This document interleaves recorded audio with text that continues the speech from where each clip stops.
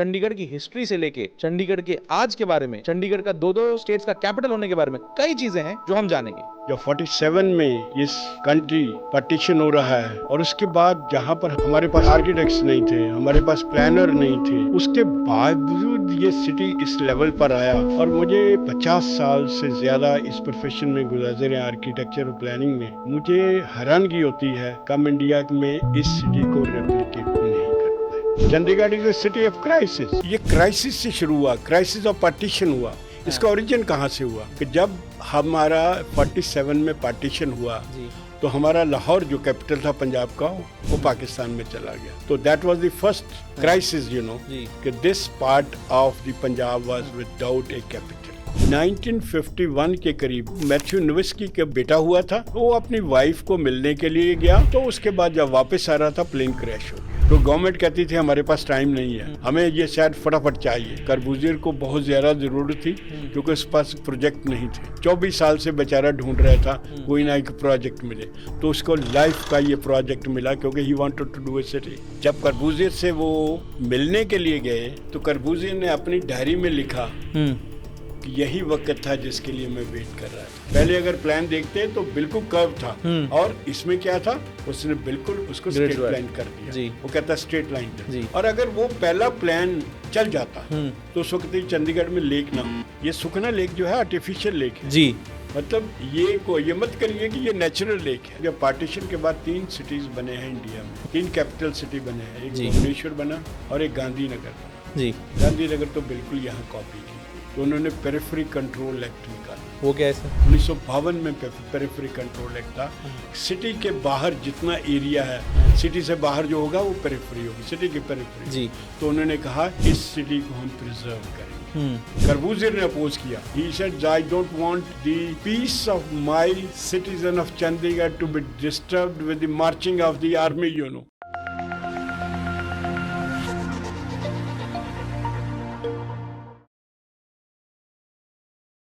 जेके super podcast की जनता, बहुत बहुत स्वागत है आपका एक कमाल के एपिसोड में। आज का एपिसोड किस बारे में? आज का एपिसोड है चंडीगढ़ के बारे में। चंडीगढ़ के बारे में क्या खास है? चंडीगढ़ के बारे में ये खास है कि ये हिंदुस्तान की one of the finest cities में से एक है। फाइनेस्ट इसलिए है क्योंकि ये एक प्लैंड सिटी है, ये एक रिटायरमेंट सिटी है। लोग रिटायरमेंट के बाद आके यहाँ रहना पसंद करते हैं। बहुत ही कमाल की सिटी है, बहुत ही कमाल के लोग हैं।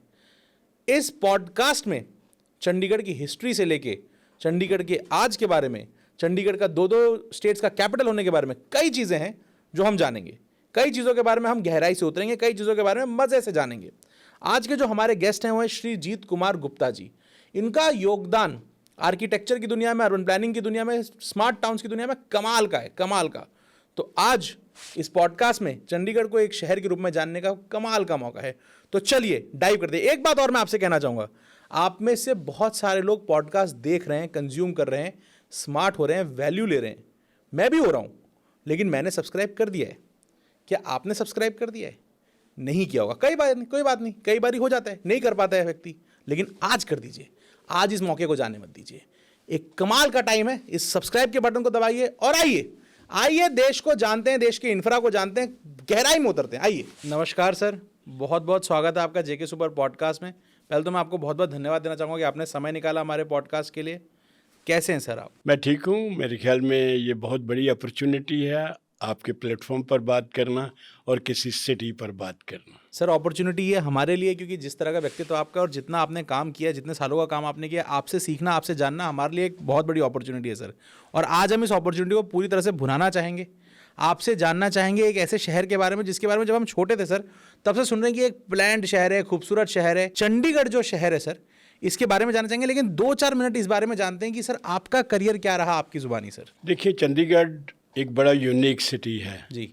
और मेरा चंडीगढ़ से जो वाफ्ता है तो तकरीबन 60 साल पहले था। अच्छा। तो यहाँ मैं 64 में बीएससी के बाद आर्किटेक्चर करने के आया है। वो चंडीगढ़ कॉलेज में आर्किटेक्चर में मैंने 1964 में एडमिशन लिया। वहीं से मेरा चंडीगढ़ से रास्ता शुरू हुआ और 60 साल से उससे आर्किटेक्चर करने के बाद वह जॉब भी मैंने यहाँ की।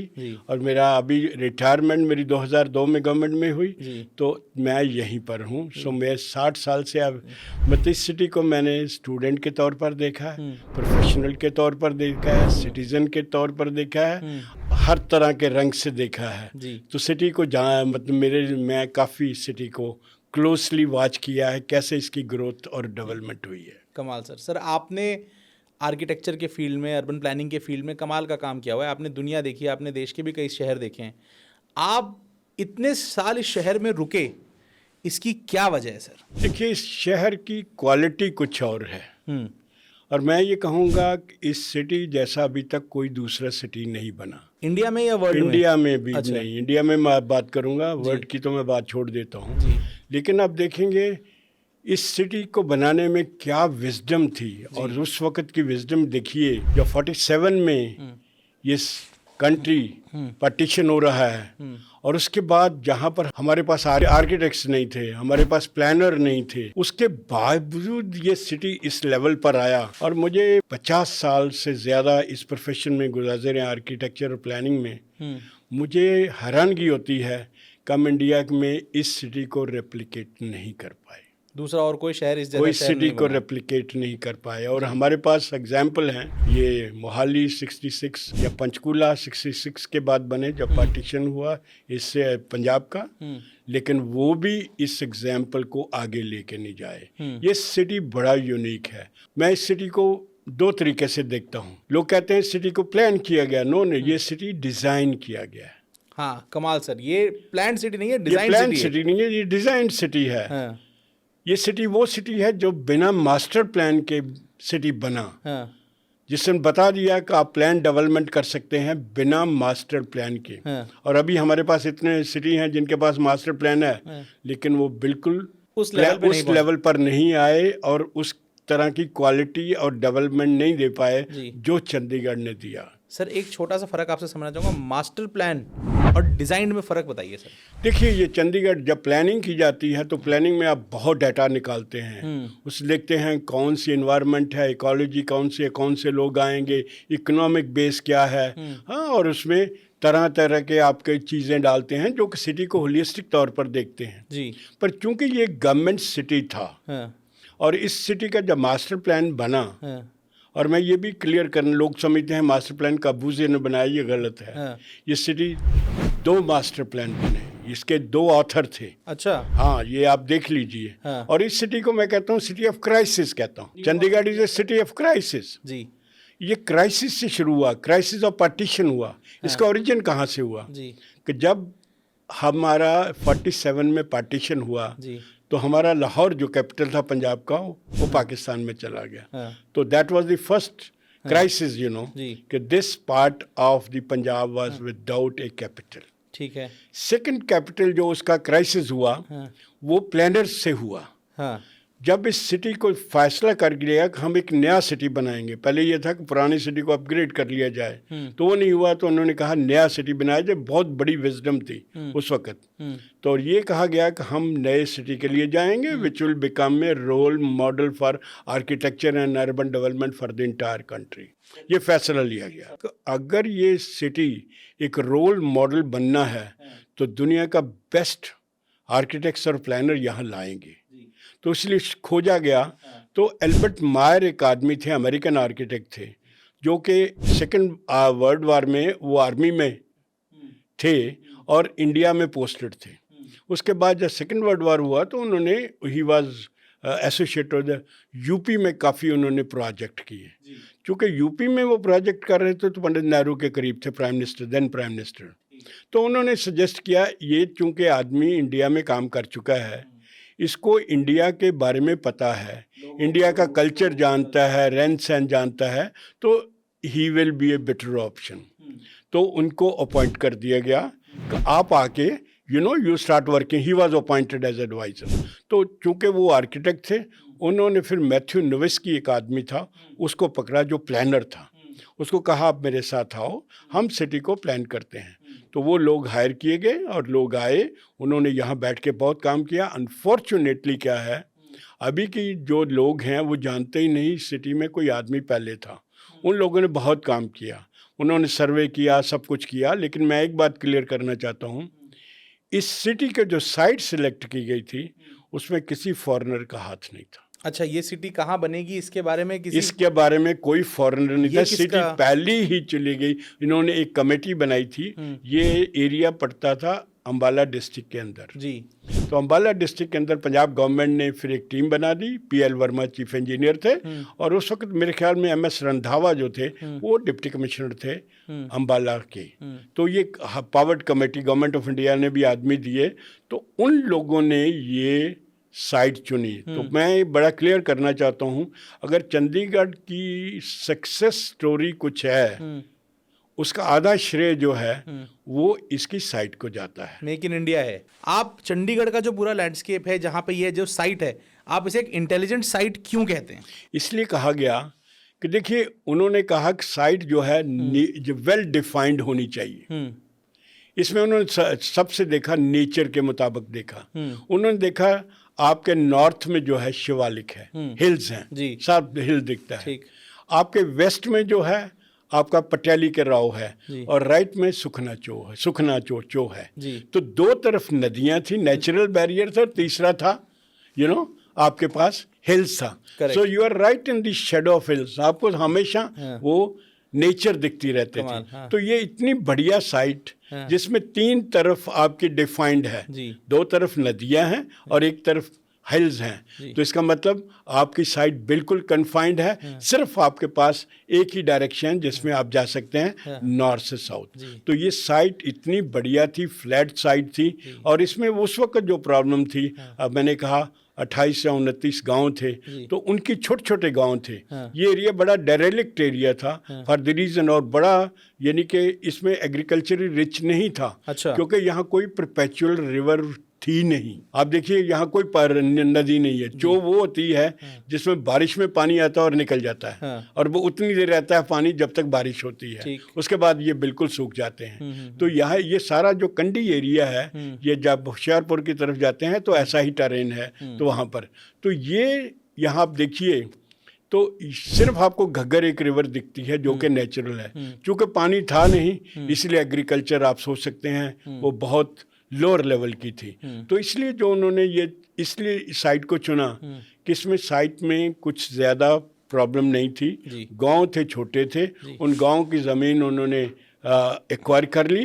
और चंडीगढ़ की सबसे बड़ी खासियत जो रही, उन्होंने विजडम ये रखी कि हम इसकी बल्क एक्विजिशन करेंगे।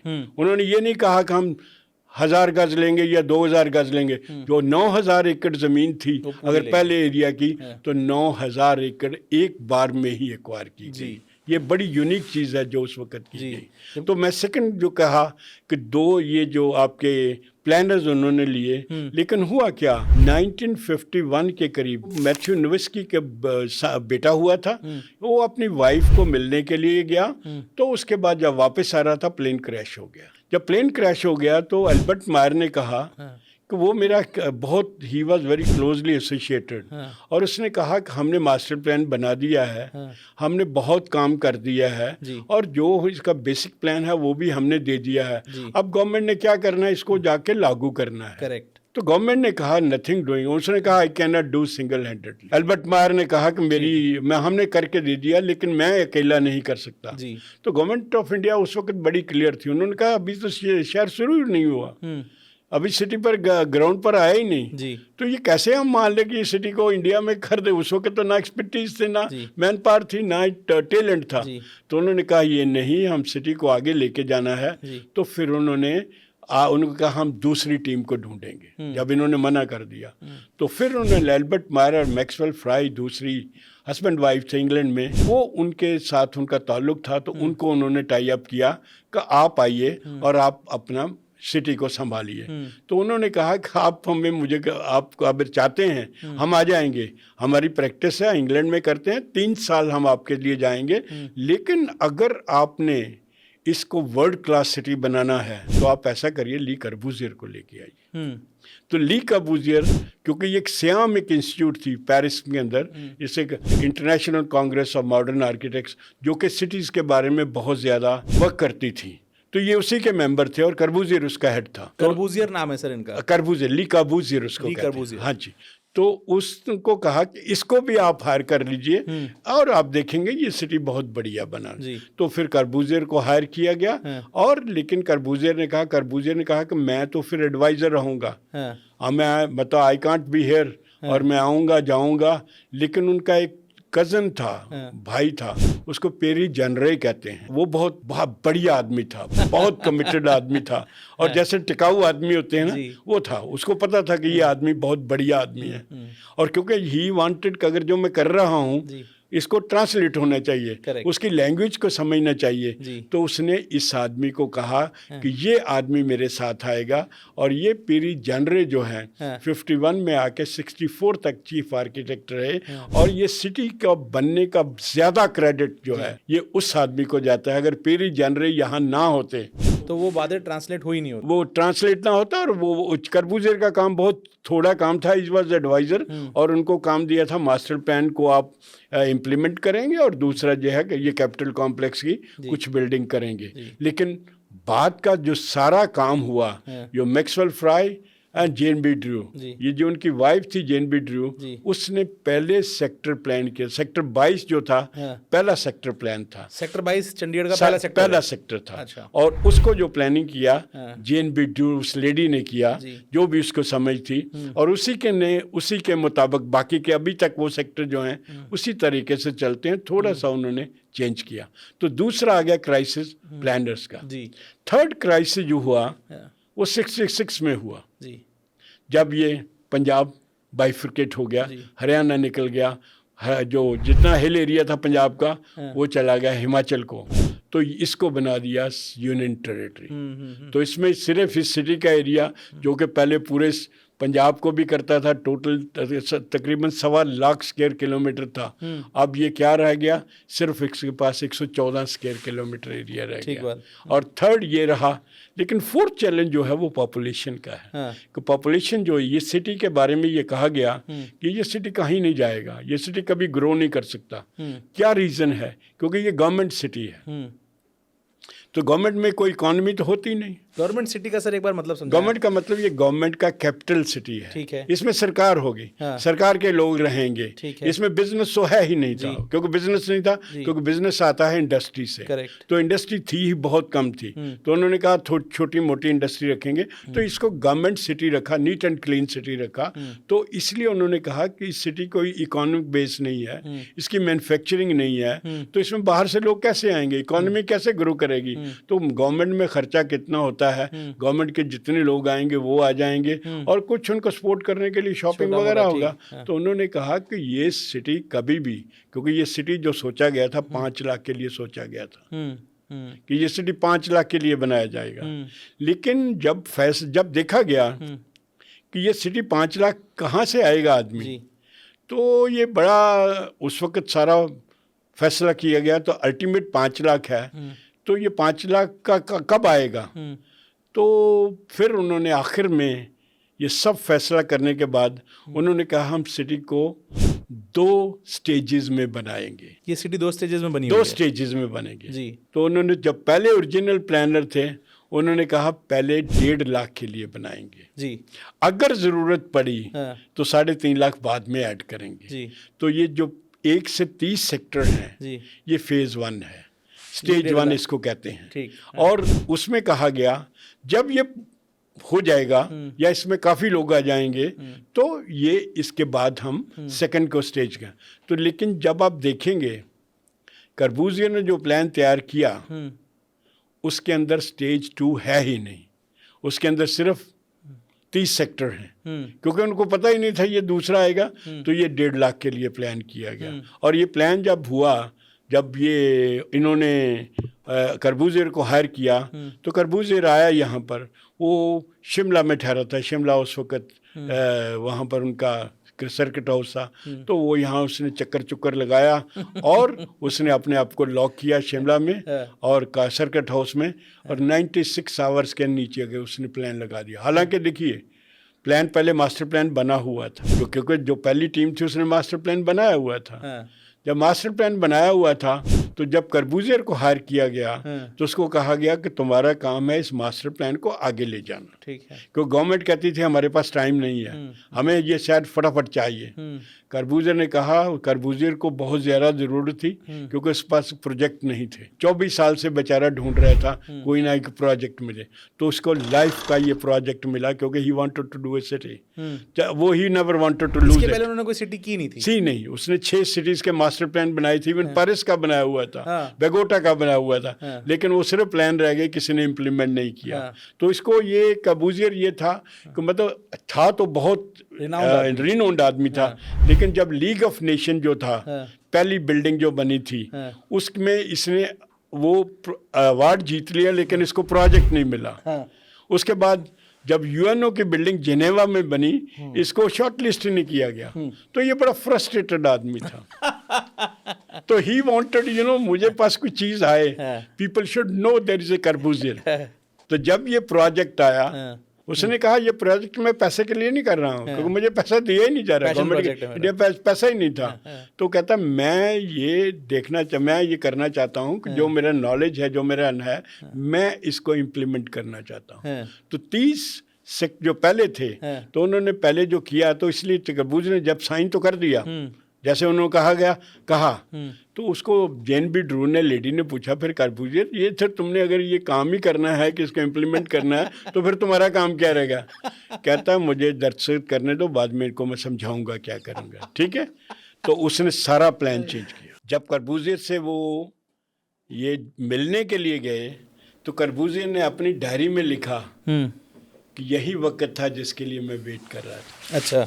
कहता है दुनिया में अभी तक कर्बूजियर कर्बूजियर को किसी ने नहीं जाना, कोई जानता नहीं, और आज मैं साइन जो करने जा रहा हूँ उसके 20 साल के बाद दुनिया में हर आदमी कर्बूजियर को जानेगा। ठीक। और कर्बूजियर इसीलिए आया। कर्बूजियर को हालांकि बहुत ज़्यादा प्रॉब्लम थी, मैं एक ही बात ये भी कर रहा हूँ को जब ये एग्रीमेंट कर रहे थे, पीएन थापर थे हमारे आईसीएस से, पीएल वर्मा और पीएन थापर जो इस प्रोजेक्ट के सेक्रेटरी थे और दूसरे चीफ इंजीनियर थे, ये दोनों गए थे। और ये बड़ी अजीब बात है, ये पेरिस में उनके पास जाके साइन कर रहे थे, और कर्बूजियर को थोड़ा इंग्लिश में प्रॉब्लम थी। अच्छा। तो वो इंग्लिश को फ्रेंच था, इंग्लिश का क्योंकि ना उसने आर्किटेक्चर की थी, ना आर्किटेक्चर की डिग्री थी, ना उसके पास कुछ था, बिना डिग्री के था। बिना डिग्री का आर्किटेक्ट? यस, बिल्कुल बिल्कुल। और देखिए वो आदमी, देखो जिसके पास कोई डिग्री नहीं है, उस आदमी ने इस सिटी का ग्रेट, मतलब आप देखिए किस सिटी को, तो लोग उन पे भरोसा क्यों करते थे सर बिना डिग्री के? उनके उसका इंक्लिनेशन थी और उसने काम किया हुआ था। इनफैक्ट ये इसके फादर मदर जो थे वो डायल बनाते थे, जो घड़ियों के डायल हैं, वो स्विट्जरलैंड का था, और उसमें बड़ा प्रिसीशन का काम था, वो उनको देखता था। तो उसके अंदर आर्ट उसने देखे, फिर उसने अपने आप को 1-2 जगह गया, बैठा जाके, देखा जाके, और फिर उस पैशन को आगे लेके गया। लेकिन वो बड़ी अथॉरिटी निकल के आया कि उसकी सोच अलग थी, तो वो उसने अपना पैर में, but he had no formal degree of architecture, जिसके ना किसी स्कूल में पढ़ा था, ना कुछ नहीं था, बट उसके बावजूद भी he had, he was. So if I'm saying this right, sir, he had no degree. He had no degree. He wasn't an architect. No. And he hadn't made any city before. ये तीनों चीजों के बावजूद उन पे भरोसा किया गया और उनको लेके आया गया, और ये शहर का निर्माण उन्होंने किया। और ये 6 मास्टर प्लान, मैं कह रहा हूँ पेरिस का भी मास्टर प्लान उसने तैयार किया था कि ये पेरिस कैसे होगा, बेगोटा का था, 2-3 मतलब दुनिया का, उसको हायर किया गया और उसने प्लान बना के दिए, लेकिन वो प्लान कहीं नहीं लागू हुआ। सो कर्बूजियर चाहता था कि मैं एक सिटी को प्लान किया। जब साइन किए जा रहे, मैं वो जो आपसे बात कर रहा था ना, कर्बूजियर से साइन करवा रहे थे, तो कर्बूजियर ना वो पढ़ रहे थे, वो क्लास पढ़ रहे थे, तो एक क्लास आई, तो उसके बाद उसने कहा मैं नहीं साइन करूंगा। क्या क्लास था सर? वो क्लास जब उठ के चले गए, तो उन्होंने कहा कि ये पीएन थापर ने कहा कि हम तो गवर्नमेंट से लेके आए हैं, ये आदमी तो मना कर गया, तो ये तो बड़ा काम खराब हो गया, हमारे पर प्रेशर बहुत ज़्यादा, हमने सारी अप्रूवल ली जैसे गवर्नमेंट में अप्रूवल होती है। तो उन्होंने एल्बर्ट मायर ने, वो उनसे ये मैक्सवेल फ्राई ने पूछा कि बात क्या हुई। अंदर दे वांट टू किल मी, वो कहते हैं कैसे मार रहे हैं ये? अंदर उसमें लिखा है कि आपको से ट्रेवल करना पड़ेगा जब इंडिया जाएंगे। वो कहता है मैं कैसे में मारना थोड़ा है मैंने। और इसके पहले जो क्रैश हुआ था सर, वो किस एयरलाइंस का वो हुआ किसी था? और था, वो अच्छा। लेकिन ये हुआ था हाँ। उस वक्त ये था क्योंकि इंडिया में एक ही एयरलाइन थी और उसमें ये था कि इंडिया के पास पैसे थे नहीं, तो इसलिए उन्होंने कहा कि जो भी फॉरेन एक्सपर्ट होगा वो सिर्फ हमारी एयरलाइन से ट्रेवल करेगा, हम उनकी टिकट नहीं, पैन एम की टिकट नहीं दे सकते, एयर फ्रांस की टिकट नहीं दे सकते, वो हम ही पर हो। तो वो कहता है वो मुझे मारना चाहते हैं, वो कहते हैं मुझे ये इनकी नेशनल एयर पर ट्रेवल करो, मैं नहीं जाऊंगा। तो उन्होंने कहा भाई, ये उनको कहा कि इनको समझाओ इंडिया में बहुत एक्सपर्ट काम करें, जैसे आपके उस वक्त भाखड़ा डैम के भी थे, ही वॉज एक्सपर्ट जो अमेरिका से थे। Correct. तो उन्होंने कहा कि ये बड़े हमारे एक्सपर्ट काम करें, लेकिन गवर्नमेंट ऑफ इंडिया का ये है कोई आदमी दूसरी एयरलाइन से हम नहीं कर सकते। तो फिर करबूजे को जब समझाया गया तो वो फिर एयर फ्रांस के पास गया, उनसे पूछा, तब उसको तसल्ली हुई, उन्होंने कहा हम बेस्ट हैं, वो जो इंडियन एयरलाइन जो इंडिया की एयरलाइंस है वो भी ठीक है। तो वो काम आया तो वापस आए। तो बट यू नो ये भी एक वो निकलने वाले थे। जब वो साइन किया जा रहा था उसमें लिखा था कि दैट वो जो गवर्नमेंट की होती हैं जो पहले डिज़ाइन किए गए हैं मकान, क्योंकि काफ़ी आगे काम चल चुका था। पीडब्ल्यूडी का काम क्या होता है, डिज़ाइन हुआ उसका फटाफट टेंडर उसका बना लिया, रफ कॉस्ट एस्टीमेट बना लिए, उसके एस्टीमेट तैयार कर लिए, एडमिनिस्ट्रेटिव अप्रूवल होती है, तो उसके बाद टेंडर निकालने होते हैं। तो उन्होंने कहा हमने तो बहुत काम किया, ये शुरू में काम करेंगे तो पता नहीं गवर्नमेंट ये सरकार 2 साल पता आर्किटेक्ट्स का काम ऐसे है आराम से चलते हैं। तो करबूजे ने उस वक्त कहा, जब जेएनबी डूब ने कहा, तो करबूजे तुम क्या करोगे? आंदा मुझे दस्तखत करने तो बाद में इनको समझाऊंगा। और उसने समझाया। उसके बाद उसने क्या किया, क्योंकि अमेरिकन की एक प्रॉब्लम है, वो कभी स्ट्रेट लाइन में बिलीव नहीं करते। अगर ये सिटी होता तो ये कर्व्स होती, लेकिन हम काबूजियर ने कहा ये कर्व्स वाला काम नहीं चलना चाहिए। ये सेड मैं कर्व्स के अगेंस्ट हूँ, क्योंकि कर्व में चलने वाला आदमी को कभी जिंदगी में समझ ही नहीं आती। लाइन स्ट्रेट होनी चाहिए, आदमी को पता होना चाहिए मैं कहाँ से शुरू हूँ कहाँ जा रहा हूँ। और स्ट्रेट लाइन जो है आदमी की जिंदगी में है, आदमी के डेस्टिनेशन में है, और उसने सीधा आके सिटी को ग्रिड में, आज आपने देखा ग्रिड, तो उसने उस वक्त किया था। अब देखिए पहले अगर प्लान देखते तो बिल्कुल कर्व था, और इसमें क्या था, उसने बिल्कुल उसको स्ट्रेट लाइन कर दिया। वो कहता है स्ट्रेट लाइन उन्होंने कर दिया उस वक्त। Then they hired, everything was done. और अगर वो पहला प्लान चल जाता तो उस वक्त ही चंडीगढ़ में लेक ना होती। क्यों सर? ये सुखना लेक जो है आर्टिफिशियल लेक है जी, मतलब ये मत करिए कि ये नेचुरल लेक है। एक सवाल पूछना चाहूंगा सर, ये अगर ये आर्टिफिशियल लेक है तो ये क्यों बनाई गई? और एक सवाल और सर इसके साथ, कि अगर ये पहले वाले डिजाइन पे होती तो ये क्यों नहीं होती सर? इसलिए था कि जब उन्होंने इसको, जब पहला प्लान में क्या हुआ, उन्होंने क्या किया कि उन्होंने कहा कि ये आपका कैपिटल कॉम्प्लेक्स जो है वो नॉर्थ में रहेगा, बाएं हाथ जो है आपकी यूनिवर्सिटी रहेगी, दाएं हाथ आपका इंडस्ट्रियल एरिया, और सेंटर में आपका सिटी सेंटर रहेगा। ठीक है, तो ये उसका प्लान था। तो उसने ये जो एल्बर्ट मायर ने निकाला था, तो करबूजे ने उन चारों को वहीं रखा, पूरी उनकी रखी, लेकिन एक तो उन्होंने शेप बदल दी और उसका ग्रिड आयरन कर दिया। दूसरा ये था कि उनका बेसिक यूनिट था सुपर ब्लॉक, जिसका एरिया था 500 मीटर बाई 1000 मीटर, मतलब 50 स्क्वायर, आधा स्क्वायर किलोमीटर का था, जो करबूजियर ने सेक्टर बनाया। तो फ्रेंच सेक्टर कहते हैं, अमेरिकन सुपर ब्लॉक कहते हैं। अच्छा। तो इसको उसने 1 स्क्वायर किलोमीटर रखा, 800 मीटर बाई 1200 मीटर, ये दो इसका बेसिक यूनिट रहा। लेकिन जब वो बना रहे थे, उन्होंने क्या किया था, जो एल्बर्ट मायर ने कहा कि ये सुखना चौक अगर देखेंगे तो ये 2 प्रोंग चलते हैं, तो बाद में इकट्ठी होती है, ये दाएं। तो उसने कहा कि मैं अपना जो बिल्डिंग है कैपिटल कॉम्प्लेक्स में, आपका सेक्रेटेरिएट था, असेंबली थी, हाई कोर्ट था, गवर्नर पैलेस था, उसने कहा 2 मैं इधर रखूंगा, 2 इधर रखूंगा, ताकि जब आप एक बिल्डिंग से दूसरी जाएंगे, ऊपर ब्रिज से निकल के जाएंगे और नीचे आप पानी देखेंगे, तो you will be crossing water. तो उन्होंने सुखना चौक को अपना इंटीग्रेट कर लिया आर्किटेक्चर के, उसकी बिल्डिंग के कैपिटल कॉम्प्लेक्स के डिजाइन में। जो यहाँ कैपिटल कॉम्प्लेक्स अगर है तो वो दाएं हाथ होता। जब करबूजेर आया तो वो कहता वो ये तो खाम मरने वाली बात है, लो लाइंग एरिया में लगा दिया, और ये तो बिल्कुल मतलब झगड़े में पड़ गए, पहले लो लाइंग एरिया है, फ्लडेबिलिटी आ गई, तो फिर क्या करेंगे। उसने उसको पहले लेफ्ट में किया, तो उसने जो लेफ्ट किया, तो जब वो प्रोंग बचा, उसने कहा इसमें डैम बनाओ, इसमें लेक बनाओ, तभी लेक बनी।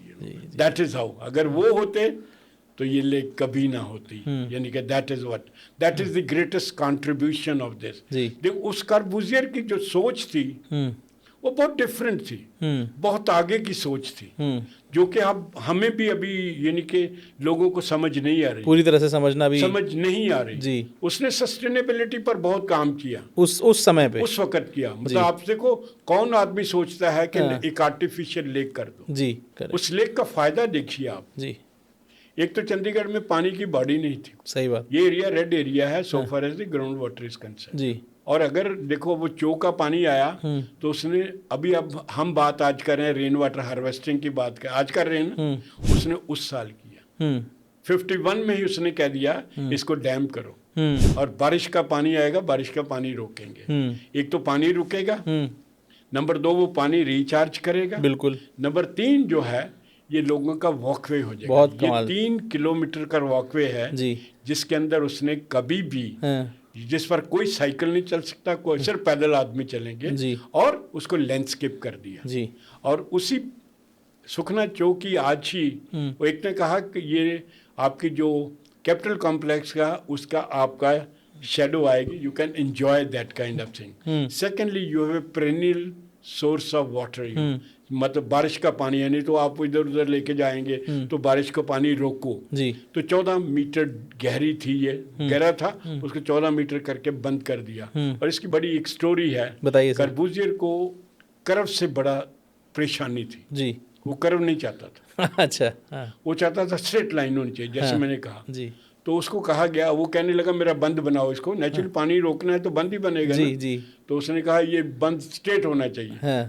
पीएल वर्मा ने कहा बिल्कुल नहीं होगा ये हमारी किताब में नहीं है, क्योंकि बंद कभी स्ट्रेट नहीं हो सकता और ये जा रहा है तो ये कर्व में ही जाएगा। तो फिर कार्बूजियर को उसने कन्विंस किया और तभी ये बंद जो है 3 किलोमीटर का है और 3 किलोमीटर जो है 14 मीटर गहरी है और ये पानी, एक तो पानी रिचार्ज हो रहा है, दूसरा आपका वॉकवे हो गया, आपको मतलब आप देखिए वहाँ टेम्परेचर डाउन रहता है जी। तीसरा जो है इसने सिटी के टेम्परेचर, अगर कभी पहले अब 60, 58, 59 में आते चंडीगढ़ में इतनी गर्मी होती थी जी, उस पानी ने उसको मॉडलेट कर दिया कि कभी आप टेम्परेचर नापेंगे 3 या 4 डिग्री टेम्परेचर आपको फर्क आएगा, लेक में लोअर मिलेगा other as compare to other side. कमाल सर एक सवाल पूछना चाहूँगा आपसे, 2 चीज़ें पूछना चाहूँगा। पहला तो ये पूछना चाहूँगा सर कि क्या इसका जो शहर का डिज़ाइन हुआ है, जैसा कि हमने रिसर्च में हमने देखा, क्या ये किसी के ये ह्यूमन बॉडी को दिमाग में रखे हुआ है, ऐसा कुछ, ये भी कुछ सच्चाई है इसके अंदर? एक्चुअली जब सिटी बना जी तो मेरे ख्याल में ये तो बात थी नहीं कि ये सिटी जो है ह्यूमन बॉडी है। इसको नैरेटिव में जो डाला है बाद में जी वो अच्छा जेन बी ड्रू ने डाला था कि this city is planned on a human analogy. और उसने कहा क्योंकि अगर दुनिया में कोई क्रिएशन है तो आदमी ही भगवान की सबसे बढ़िया क्रिएशन है। करेक्ट। क्योंकि अगर इंसान है तो ये सिटी भी इंसान की तरह होना चाहिए जी। तो उसने नैरेटिव में कहा जी कि Chandigarh is planned as a human जी ऑन ए ह्यूमन एनोलॉजी जी, वेयर हेड इज व्हाट, ये आपका कैपिटल कॉम्प्लेक्स हेड, क्योंकि यहीं से सारी डिसीजन बन रहे हैं, सारा चलता है जी। हार्ट जहाँ से सारा पंप होता है ब्लड, वो सिटी सेंटर है। इकोनॉमी जो वो सिटी सेंटर है वो सारी इकोनॉमी चलती है जी। तो आपका सारा बिजनेस वहीं चलता है, तो वो है हार्ट इज दिस वो जो कि सेंटर में रखा हुआ है। तीसरा वो arm of learning, university arm of learning है, और दूसरी जो आर्म ऑफ प्रोडक्शन है वो आपका इंडस्ट्रियल एरिया है। कमाल। फिर उसने कहा कि जितनी सड़कें हैं ये आपकी वेन्स हैं जिसके अंदर ये ट्रैफिक दौड़ रहा है ब्लड की तरह, और ये जो ग्लास और ब्रिक हैं वो आपकी बॉडी का जो स्किन है जी। तो इसने कहा ये सिटी जो है बिल्कुल ह्यूमन एनोलॉजी पर बना है। सर एक सवाल पूछना और चाहूँगा आपसे कि आप क्योंकि इस फील्ड के एक्सपर्ट हैं, दुनिया में आपको और कौन से शहर कमाल के लगते हैं और कौन से शहर में किस तरह का डिज़ाइन है जो आपको कमाल का लगता है? जैसे आपने बताया ये स्ट्रेट लाइन में बनाया गया, कर्व्स कहाँ यूज़ करते हैं, अगर आप छोटा मोटा डिफ्रेंसिएशन समझा पाएँ दुनिया में कुछ शहरों के बीच में। कुछ जैसे उस वक्त जब पार्टीशन के बाद 3 सिटीज़ बने हैं इंडिया में, 3 कैपिटल सिटी बने हैं, एक भुवनेश्वर बना और एक गांधीनगर बना जी। गांधीनगर तो बिल्कुल यहाँ कॉपी की गई। अच्छा, चंडीगढ़ की हाँ, कॉपी है। एक कॉपी की गई, लेकिन आपको मतलब वो भी पुअर कॉपी है। हाँ, बड़ी मतलब जो यहाँ पर काम किए गए, हाँ, जो सोच यहाँ पर आई गई हाँ, इसके करने की, हाँ, तो वो कहीं उन्होंने मतलब वहाँ जो लोग थे हाँ, वो उस सिटी को सोच नहीं सकते थे। हाँ, आप देखिए इस सिटी के बारे में, इस सिटी की सबसे एक जो बढ़िया चीज़ जो ने दी, उन्होंने आते ही कहा कि जब ज़मीन एक्वायर की गई तो यहाँ पर बहुत पेड़ थे, तो नेचुरली आदमी क्या करता है, जब डेवलपमेंट होती है पेड़ काटते जी। हैं, सब पेड़ काट दिए। जी। उन्होंने 1952 में हाँ, एक ऑर्डर निकाला, ट्री प्रिजर्वेशन ऑर्डर। जी। ये बहुत बढ़िया ऑर्डर है, सिर्फ 1-2 पेज का ऑर्डर है। जी। उसका मतलब यही था कि जो चंडीगढ़ के ज़मीन के अंदर पेड़ हैं, हाँ, दे आर प्रोटेक्टेड ट्रीज। मतलब कोई आदमी उसको काट नहीं सकता, छांट नहीं सकता, उसको मतलब हाथ नहीं लगा सकता।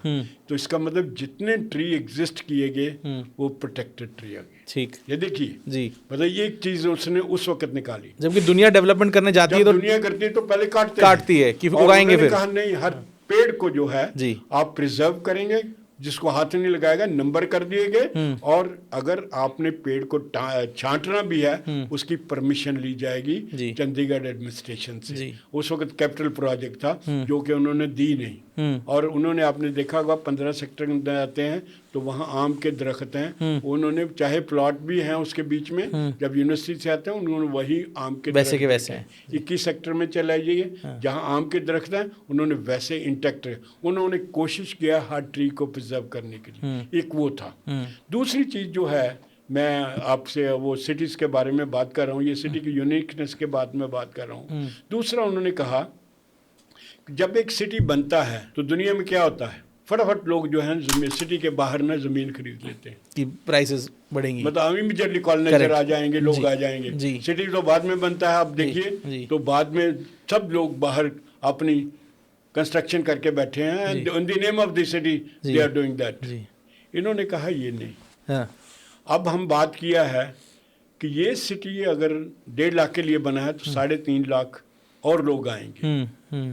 और देखिए मतलब आप सिटी की प्लानिंग भी देखिए, अगर कोई चंडीगढ़ में प्लानिंग में आपको लगता है पार्ट फेज़ 1 में कोई रश नहीं है, तो इसका कारण प्लानिंग है। क्योंकि पहले 9,000 एकड़ में 1.5 लाख आदमी आना था, और दूसरे 17 सेक्टर जिसमें 6,000 एकड़ थे 3.5 लाख आना था। जी। तो इसका मतलब ये जो आबादी थी फेज़ 2 की वो 3.5 गुना थी, एज ज़्यादा डेंस भी थी।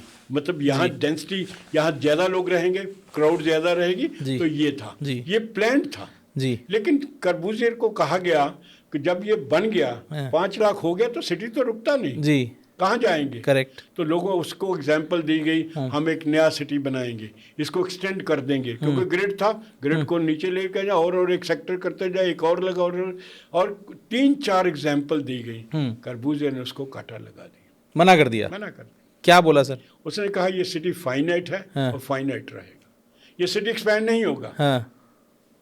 ये सिटी जैसे भी है, और ये 67 स्क्वायर या 70 स्क्वायर किलोमीटर का है, तो जो टोटल है मतलब 9,000 था और 6,000 बाद में 15,000 एकड़ है, तो यही फ्रीज हो जाएगा। तो उसको कहा गया कि ये जब 5 लाख से ऊपर पॉपुलेशन आ जाएगी तो फिर क्या होगा। वो कहता है हम फेज़ 1 में जाएंगे। फेज़ 1 पहले ही जो थोड़ा खाली था, डेंसिटी है जी, उसको रीडेंसिफिकेशन, जो सिटी की जो मास्टर प्लान है उसमें ये है कि there is stage 3 of the city, that is redensification of phase 1। कमाल। दैट मीन्स वो जो हमने वो 1/3 इसकी ये जो डेंसिटी है उसको हम लेके जाएंगे।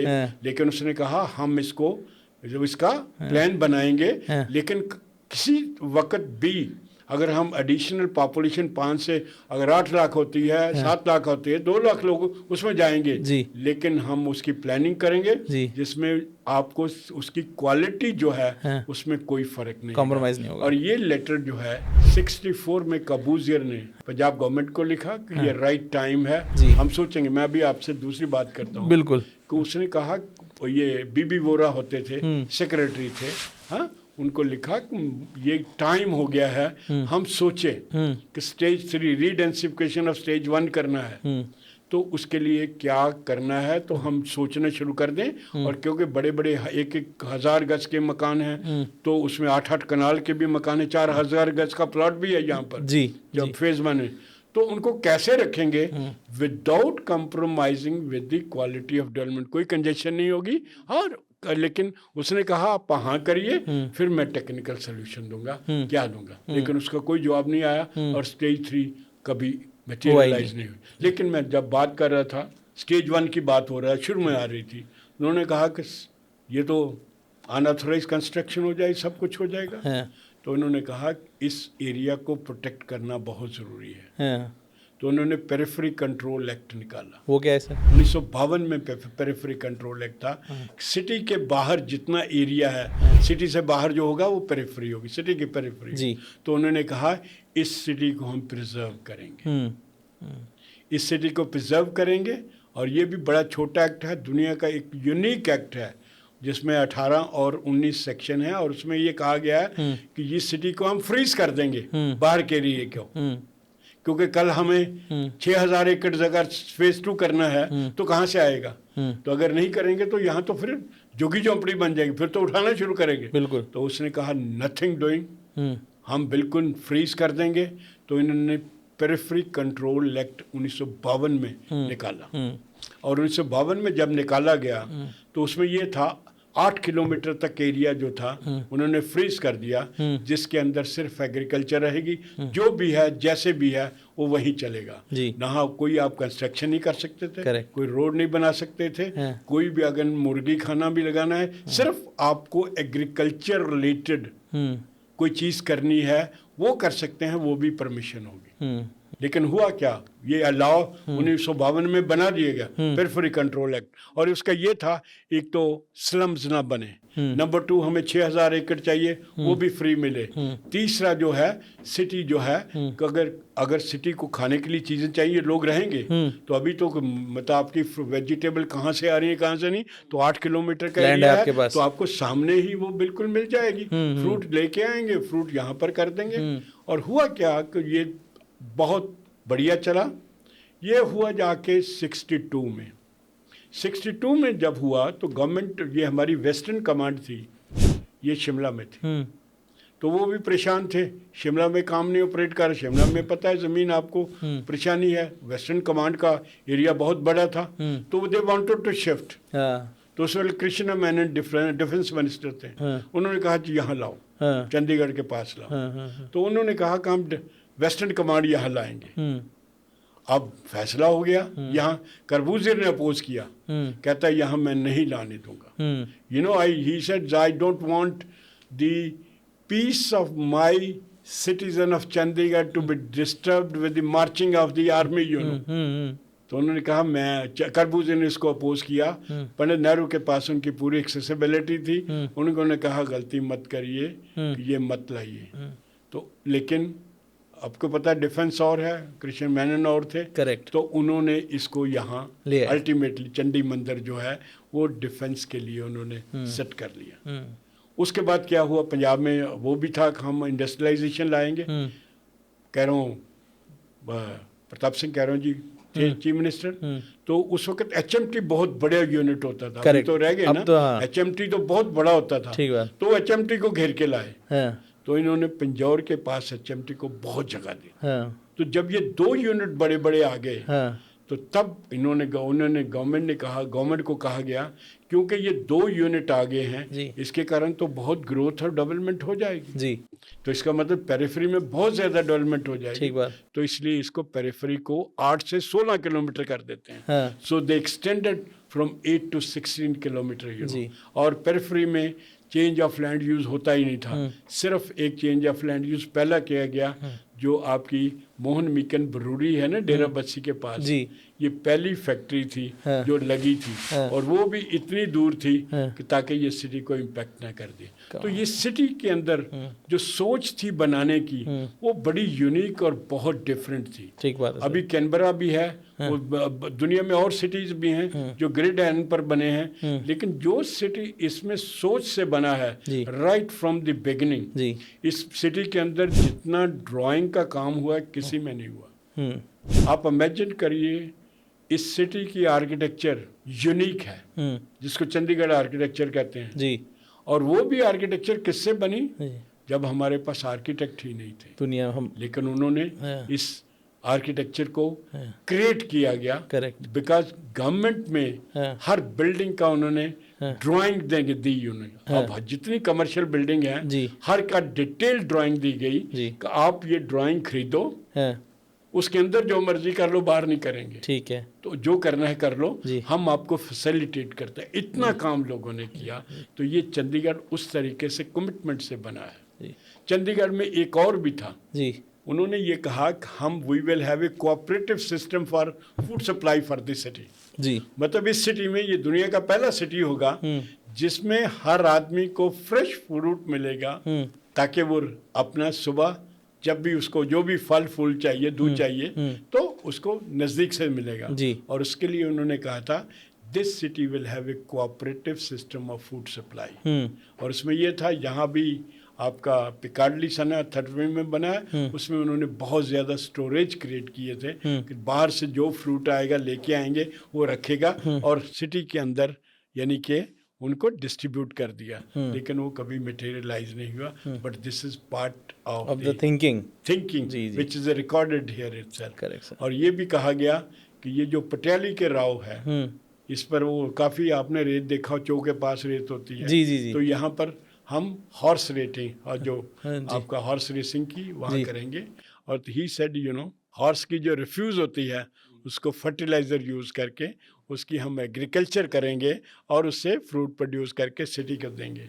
तो आपने देखा होगा ट्रिब्यून के पास जाते हैं जी तो इधर रेजिडेंशियल एरिया है, उधर इंडस्ट्रियल एरिया है, जी दोनों के बीच में उन्होंने 500 फुट का एक ग्रीन बेल्ट दे दी। जी और ग्रीन बेल्ट के अंदर ये था, हालांकि वहाँ कोई भी इंडस्ट्री ऐसी नहीं थी जो धुआं छोड़ेगी, क्योंकि और work to be run on electricity, जी there was no industry to be run on that. अच्छा और उन्होंने फिर भी कहा कि ये नॉइज़ आएगी, हाँ। तो ये रेजिडेंशियल एरिया को दोनों को सेग्रीगेट किया जाएगा, हाँ। और 500 फुट का ग्रीन बेल्ट रखेगा, हाँ। और इस ग्रीन बेल्ट के अंदर ये मैंगो का सारा जो है फ्रूट ट्रीज लगाएंगे, हाँ। तो जो फ्रूट निकल के आएगा हाँ। वो हम प्रोसेस करके सिटी के लिए यूज़ किए जाएंगे। कमाल मतलब इस लेवल तक वो क्या आदमी गए। थॉट जी